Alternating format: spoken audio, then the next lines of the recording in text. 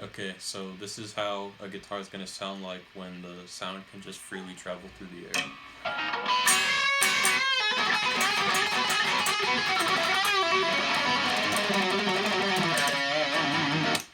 Okay, so that time the air was able to travel freely through the air without being obstructed very much. And now, if I were to play something similar underwater, since the water is much more dense than the air, the sound is going to travel. Um, it's not. There's not going to be able to be any sustain, which means the note is going to ring out because there's all that water blocking the sound wave from being able to just stay in the air. So, if I played the same thing, you'd still be able to hear the same pitch. You'll be able to hear different pitches, but the sustain is there's not going to be any. So it'd sound like.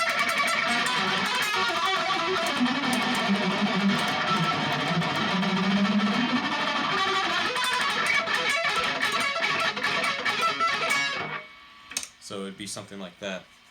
So none of those notes are able to ring out, but you can still tell there's a different pitch. Like if there's that versus that, you can still tell a difference. But there's not going to be any sustain, so the note can't ring out. Also, if I were to play that while somebody else was also underwater, that person underwater won't be able to hear. Well, they won't be able to hear what direction I'm playing from. That's because all that water is all around them. The sound waves are going everywhere.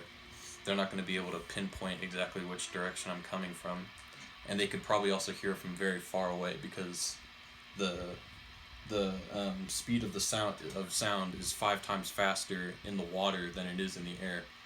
And A.B. Wood was able to figure that out. So he used all of his knowledge of water and the way sound works in it, and determined he made up a formula that would calculate the velocity of sound in the water, and he was able to use that to then go ahead and make the earliest forms of sonar that ships would use in the war.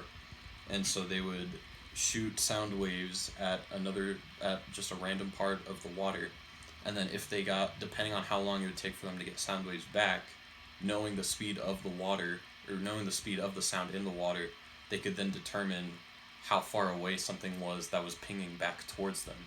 And now that technology's advanced so far, they could get entire pictures from it. But that was very, very helpful, and he received a lot of awards for figuring that out. And that knowledge that he was able to use helped lay down the groundwork for the overall study of underwater acoustics.